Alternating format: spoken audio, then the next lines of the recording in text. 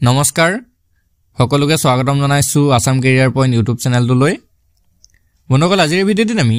আপোনালোকৰ আগন্তুক অনুষ্ঠিত হ'ব লগা ডিএছএছ বা ডিএমই গ্ৰেড 3 পৰীক্ষাৰ বাবে সহায়ক হোৱাকৈ গণিতৰ কেইটামান অতিকৈ গুৰুত্বপূৰ্ণ কোৱেশ্চন আলোচনা কৰিবলৈ ওলাইছো আৰু লগতে কিছুমান ইম্পৰ্টেন্ট ফৰ্মুলাৰ হৈতে কোৱেশ্চনবিলাক কৰাই দিবলৈ চেষ্টা কৰিম যাতে আপোনালোকে এক্সামত গৈ এনে ধৰণৰ প্ৰশ্নবিলাক কেতিয়াও ভুল কৰি থৈ নাহে তো বলক দেৰি নকৰো প্ৰশ্নবিলাক আলোচনা কৰো ফাৰ্স্ট কোৱেশ্চনটো কি দিছে চাওক The LCM and HCF of two numbers are 315 and 7 respectively. If one number is 35, then other is দুটা সংখ্যাৰ লসাগু আৰু গসাগু দি আছে ক্ৰমে 315 আৰু 7 তাৰে এটা সংখ্যা যদি 35 হয় আনটো সংখ্যা কিমান হ'ব এতিয়া চাওক লসাগু আৰু গসাগুৰ প্ৰশ্ন আপোনালোকৰ কিন্তু পৰীক্ষাত এটা বা দুটা আহিবই সিওৰ হেকাৰণে লসাগু আৰু গসাগুৰ ওপৰত যিমান ধৰণৰ কোৱেশ্চন আছে সকলোবিলাক চাই যাব এই ভিডিঅ'টোত আমি কেইবাটাও লসাগু আৰু গসাগুৰ প্ৰশ্ন কৰিছো হেকাৰণে ভিডিঅ'টো ভালকে গুটেটো চাই লব এতিয়া এটাই সূত্ৰ আছে সিম্পল এটা সূত্ৰ আছে সেই সূত্ৰটো আপোনালোকে খালি ভালকে মনত ৰাখি লব ঠিক আছে সূত্ৰটো হৈছে এনেকুৱা LCM into HCF মানে লসাগু পূৰণ গসাগু সমান কি সংখ্যা দুটাৰ পূৰণফল যেটো আমি x * y বুলি ধৰি লৈছো ঠিক আছে এটা সংখ্যা x আৰু এটা সংখ্যা y যদিহে দুটা সংখ্যাৰ এনেকুৱা LCM দিয়া আছে আৰু দুটা সংখ্যাৰ HCF মানে গসাগুটো দিয়া আছে তেতিয়া কি হ'ব সেই লসাগু আৰু গসাগুৰ যদি পূৰণফল পূৰণ কৰি দিও তেতিয়া সংখ্যা দুটাৰ পূৰণফলৰ হৈতে সদায় সমান হয় ঠিক আছে ভালদৰে চাই লব যে LCM * HCF = x * y মানে সংখ্যা দুটাৰ পূৰণফল বা গুণফল এটোৱে সিম্পল সূত্ৰ আৰু ইয়াৰ পৰাই আমি গুটেই প্ৰশ্নবিলাক কৰি যাম ঠিক আছে এতিয়া এই কোৱেশ্চনটোলৈ আগবঢ়িম ইয়াতে কি দিছে চাওক LCM দি আছে আমাক 315 LCM 315 আৰু HCF টো দি আছে আমাক 7 HCF 7 দি আছে তাৰ পিছতে এটা সংখ্যা 35 দি আছে মানে x টো আমি 35 বুলি ধৰি লও এতিয়া আমাক y টো উলিয়াব দিছে y মানে কোৱেশ্চন মাৰ্ক মই ইয়াতে ওপৰতে এনেকৈ লিখি লৈছো ঠিক আছে এতিয়া আমি সিম্পল সূত্ৰটোত পাতি দিম সূত্ৰটোত মই আৰু ডাইৰেক্ট LCM * HCF কৰি পেলাম মানে 315 পূৰণ 7 সমান 35 পূৰণ y হৈ যাব ঠিক আছে মই ডাইৰেক্ট পাতি দিলো আৰু সূত্ৰটো নাপাতিলো এতিয়া 35 টো পূৰণ হৈছে y লগত এফালে আনি যদি দিও তেতিয়া এটো হৰণ হৈ যাবগে 315 পূৰণ 7 তলত 35 গুচি আহিব ঠিক আছে কাৰণ হৰণ হৈ গলে তলত আহি যাব এতিয়া হৈ গলকে থাকি গল অকল y এতিয়া হাতে যদি 35 কাটো যাব 5 বাৰ এতিয়া সিম্পল 315 অকল 5 এৰে হৰণ কৰি দিম 315 ক যদি 5 এৰে হৰণ কৰো 5 6 গুণ 30 নামি আহিলে 1 আৰু 15 5 3 গুণ 15 ঠিক আছে আমাৰ আনসাৰটো ওলাই গল 63 তো y ভ্যালুটো ওলাই গলকে আমাৰ 63 অপচন কোনটো আছে চাওক অপচন ডি আছে তো অপচন ডি টো হৈ যাবগে শুদ্ধ উত্তৰ 63 আশা কৰিছো বুজি পাইছে তো এনে ধৰণৰ প্ৰশ্নই আপোনালোকৰ পৰীক্ষাত আহে সেম আৰু এটা প্ৰশ্ন এতিয়া আপোনালোকৰ বাবে ৰাখিছো এটো আপোনালোকে যদি বুজি পাইছে তেনেহলে কৰি চাব পাৰে ঠিক আছে the LCM and HCF of two numbers are 385 and 11 respectively if one number is 55 then another is যদি দুটা সংখ্যাৰ লসাগু দি আছে 385 আৰু গসাগু 11 এটা সংখ্যা 55 হলে আনটো সংখ্যা কি হ'ব যদি আর আগৰটো বুজি পাইছিলে এটো কৰি চাব পাৰে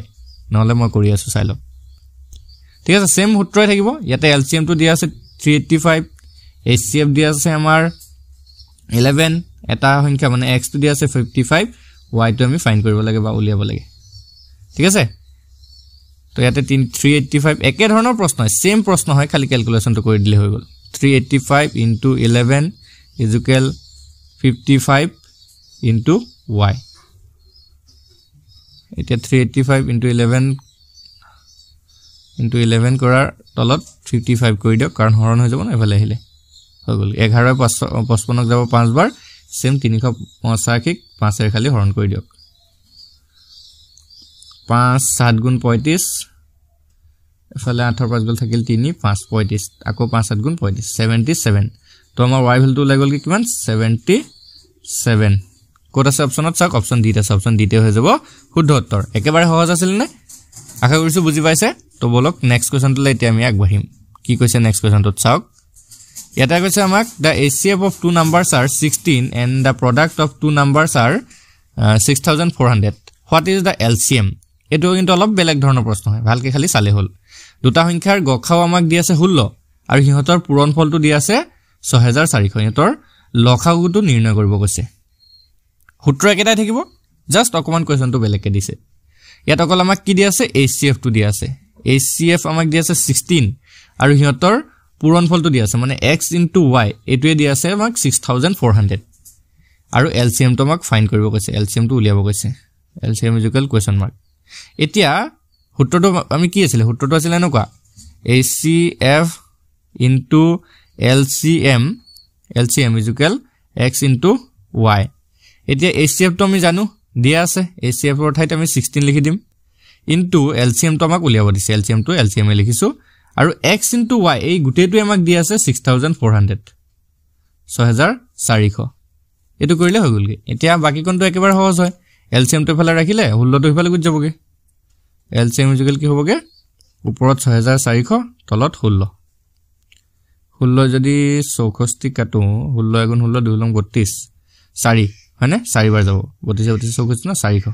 তো আমাৰ LCM টো ওলাই গলগে 400 অপচন সি আছে অপচন সি টো হৈ যাব শুদ্ধ উত্তৰ একেবাৰে সহজ আছিল নে তো এনেকুৱা ধৰণৰ প্ৰশ্ন আপোনালোকৰ LCM HCF ৰ ওপৰত আহে আৰু আহে কিছুমান হেবিলাকো আমি ৰাখিছো নেক্সট কোৱেশ্চনটো চাই লওঁ আৰু ইয়াতে এটা কথা জনাই থওঁ নেক্সট কোৱেশ্চন মই ডিসকাস কৰাৰ আগতে যদি আপোনালোকৰ DME বা DSS এক্সামৰ বাবে কিছুমান PDF প্ৰয়োজন হয় তেতিয়া হলে স্ক্ৰিনত এটা নাম্বাৰ থাকিব তাতে আপোনালোকে মাত্ৰ 49 টকা পে কৰি পিনে আমাৰ প্ৰায় সম্পূৰ্ণ PDF সমূহ লৈ ল'ব পাৰিব গুটেই PDF কিটা আমি আপোনালোকক দি দিম জীৱান জি সাবজেক্ট আছে GK খিনি বেছিকে সায়েন্স খিনি বেছিকে আৰু ম্যাথছো সলভ কৰা আছে ঠিক আছে GK সায়েন্স ম্যাথছ এই কিটা ইম্পৰ্টেন্ট সাবজেক্ট আপোনালোকক PDF ৰূপে আমি দি দিম যদি প্ৰয়োজন হয় আপোনালোকৰ স্ক্ৰিনত নাম্বাৰটা থাকিব ন সেই নাম্বাৰটোত আমাক WhatsAppত খালি মেছেজ কৰি কৈ দিব ঠিক আছে আৰু 49 মাত্ৰ 49 টকাত আপোনালোকে গুটেই বিলাক সাবজেক্ট পাই যাবগে তো বলক নেক্সট কোৱেশ্চনটো আগবাঢ়িম কি কৈছে চাওক the ratio of two numbers are 4:5 and their HCF is 5 what is the sum of the two numbers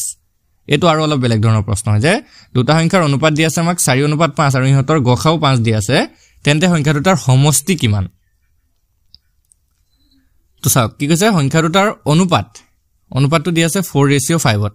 তো এটাক আমি 4x বুলি ধৰি ললো আৰু এটাক 5x বুলি ধৰি ললো যিকোনো সংখ্যা যদি অনুপাতত দিয়া থাকে তো আপোনালোকে পোনপ্ৰথমে হেগিটাক এনেকুৱা 4x 5x বা যি অনুপাতত দিয়া থাকে তাক x হিচাপে ধৰি লব তেতিয়া আপোনালোকে আনসাৰটো উলিয়াব পাৰিবগে আৰু HCF তো আমাক কিমান দিয়া আছে 5 এতিয়া HCF মানে কি এটা কথা মন কৰিবচোন গখাও মানে আসলতে হয়নো কি আমি যে গখাও লিখি আছো গখাও মানে কি হয় দুটা সংখ্যাৰ মানে কি গৰিষ্ঠ সাধাৰণ উৎপাদক হয় না নহয় এতিয়া এটা সংখ্যা হৈছে 4x আৰু এটা সংখ্যা হৈছে 5x এই দুটা সংখ্যাৰ ভিতৰত যদি আমি সাধাৰণ উৎপাদকটো চাবলৈ যাওঁ হয় নহয় চাওক ভালকে চাওক এই দুটাৰ ভিতৰত সাধাৰণ উৎপাদক যদি চাবলৈ যাওঁ x টোৱে সাধাৰণ উৎপাদক আছে হয় নহয় কাৰণ চাওক 4x তো x আছে আৰু 5x তো x এটা আছে তো হিহঁতৰ সাধাৰণ উৎপাদকটো হৈ গলগে x ইয়াৰ অৰ্থটো কি HCF মানে কি আছিল গখাও এতিয়া গখাওটো x নহয় জানো তো x ৰ মানটো হৈ যাবগে আমাৰ ইয়াত 5 একদম ভালকে চাব কিন্তু মই এটা সংখ্যাক ধৰিবলৈ কৈছিলো 4x আৰু এটা সংখ্যাক ধৰিবলৈ কৈছিলো 5x হয়নে তো 4x তো x আছে দেখিছো 5x তো x আছে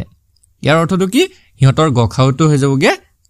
x আৰু x মানে দিয়া আছে গখাওটো দিয়া আছিল না 5 তেতিয়া x মানে 5 হৈ যাবগে এতিয়া x মানে যদি 5 হয়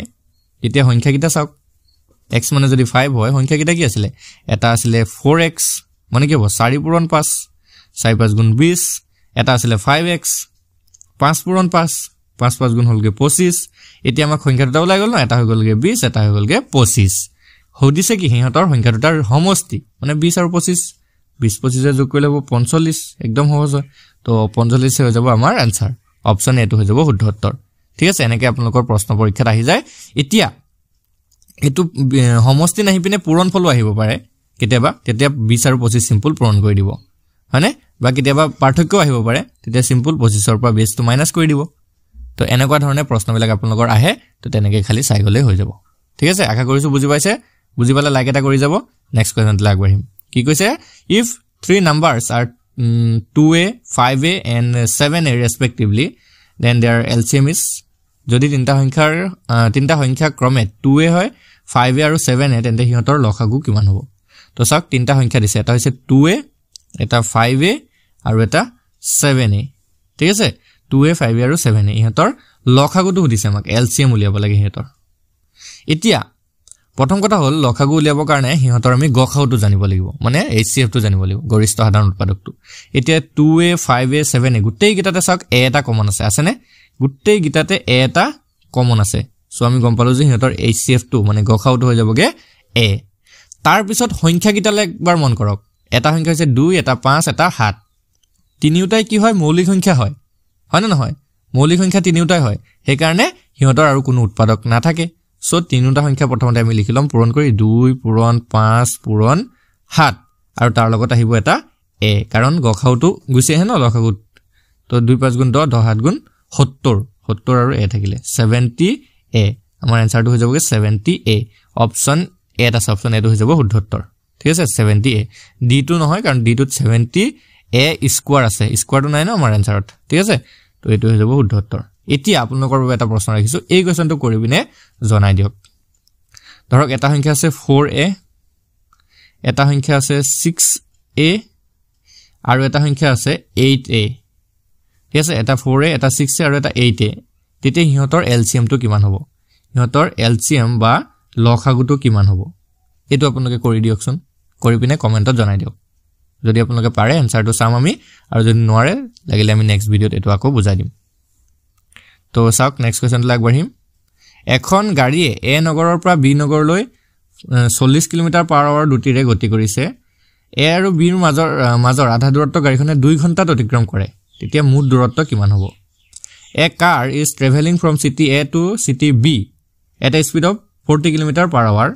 half the distance between A and B is covered by the car is 2 hours the total distance will be ধৰক A এটা জায়গা আছে এই জায়গাটোৰ পৰা এখন গাড়ী গৈছে B জায়গালৈকে ঠিক আছে গাড়ী এখন গৈছে B জায়গালৈকে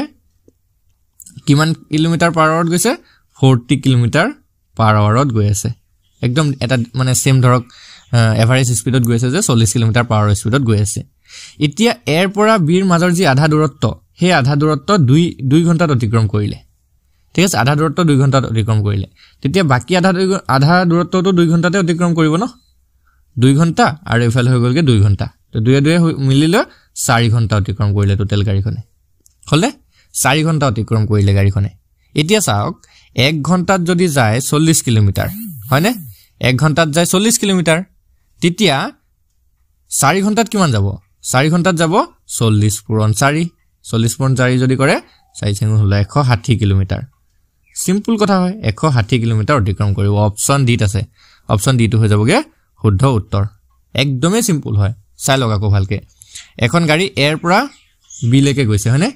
এৰ পৰা বি লৈকে গৈছে 40 কিলোমিটাৰ/আৱাৰ স্পিডত মানে 1 ঘণ্টাত 40 কিলোমিটাৰ কে এতিয়া এ আৰু বি ৰ মাজৰ যে আধা দূৰত্ব আছে ন এই কোন ধৰক আধা দূৰত্ব এ আৰু বি ৰ কোন আধা দূৰত্ব 2 ঘণ্টাত যায় গাড়ীখনে তো বাকি আধা দূৰত্বটো 2 ঘণ্টাত যাব ন আধা কইলে তো গোটে সম্পূৰ্ণ দূৰত্বটো হ'বগে তো 2 ঘণ্টা আৰু 2 ঘণ্টা মিলি গল আমি যোগ কৰিলো হৈ গলগে টোটাল 4 ঘণ্টা হলনে এতিয়া 1 ঘণ্টাত যায় 40 কিলোমিটাৰ